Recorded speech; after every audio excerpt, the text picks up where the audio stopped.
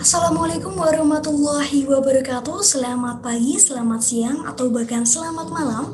Dr. Buku selaku dosen pengampu mata kuliah komunikasi dan pengembangan diri, kelas C1.22.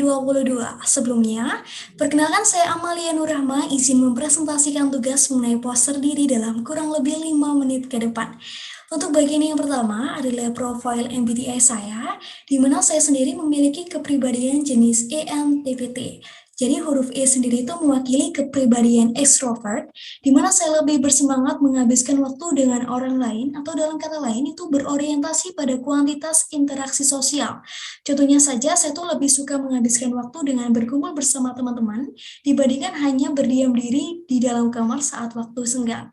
Untuk huruf N sendiri itu mewakili kepribadian tipe intuition, jadi saya dalam berpikir itu cenderung abstrak, berimajinasi atau mengandalkan intuisi yang saya miliki. Selanjutnya yaitu huruf T, itu mewakili kepribadian tipe thinking, di mana secara personal saya sendiri itu berpikir berdasarkan data empiris dan fakta yang ada, daripada hanya berdasarkan feeling atau perasaan yang saya miliki.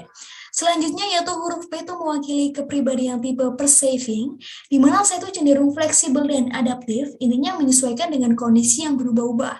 Contohnya saja ketika saya sudah memiliki plan A, lalu dengan melihat kondisi yang menurut saya tuh harus pindah untuk plan yang lebih menguntungkan yaitu plan B, maka nggak segan-segan saya akan langsung mengambil plan B tersebut.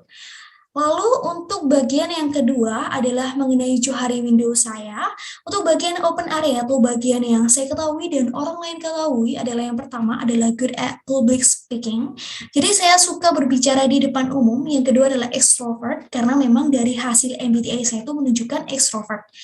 Lalu yang ketiga adalah sensitif, jadi saya termasuk orang yang mudah sensitif. Yang keempat adalah empatik, jadi intinya saya tuh termasuk orang yang gak tegaan dalam kehidupan sehari-hari. Lalu untuk bagian blind area atau hal yang diketahui orang lain tapi saya sendiri tuh nggak tahu, adalah yang pertama saya tuh orang sulit mengakui kesalahan. Untuk sekarang saya mencoba untuk meminimalisir sifat ini. Selanjutnya yaitu saya termasuk orang yang optimis, jadi kayak apapun yang saya pikirkan itu positif atau bahasa kerennya itu positive thinking ya. Dan yang terakhir adalah memiliki tekad yang kuat. Jadi saya tuh memiliki keyakinan bahwa tidak ada usaha yang sia-sia dan siapapun yang mau berusaha itu pasti akan mendapatkan hasilnya.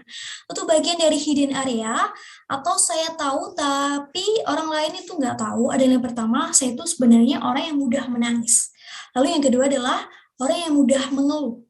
Dan yang ketiga adalah melihat segala sesuatu itu dari dua perspektif, seperti mata koin yang punya dua sisi. Untuk bagian agnew area tuh belum teridentifikasi karena memang keterbatasan fasilitas dan tenaga ahli yang ada. Untuk profil dari hebatnya sendiri, untuk H, yaitu humble. Yang pertama adalah berani berkata jujur tanpa kepentingan tercela.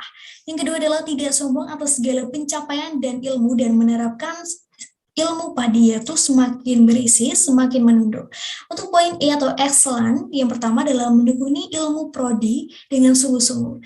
Yang kedua, mengikuti berbagai perlombaan yang relevan dengan prodi saya. Contohnya adalah business plan, business case. Dan yang terakhir adalah mengikuti berbagai workshop, seperti workshop leadership, karena saya sendiri mengambil program studi manajemen yang mengharuskan saya itu memiliki jiwa-jiwa kepemimpinan. Untuk B atau brave, yang pertama adalah berani melakukan problem solving di tengah masyarakat. Yang kedua adalah berani berpendapat dengan kritis. Yang ketiga adalah berani mengambil berbagai tantangan yang ada walaupun saya sendiri belum pernah gitu. Untuk bagian yang poin A atau agile, yang pertama adalah responsif terhadap isu-isu terkini dan turut memberikan problem solving apabila diperlukan. Untuk bagian T atau transcendent, itu yang pertama selalu bersyukur kepada Tuhan Yang Maha Esa atas segala pencapaian. Yang kedua adalah selalu berdoa sebelum dan sesudah belajar. Mungkin sekian dari apa yang bisa saya sampaikan. Untuk kurang lebihnya saya mohon maaf. Akhir kata, wassalamualaikum warahmatullahi wabarakatuh.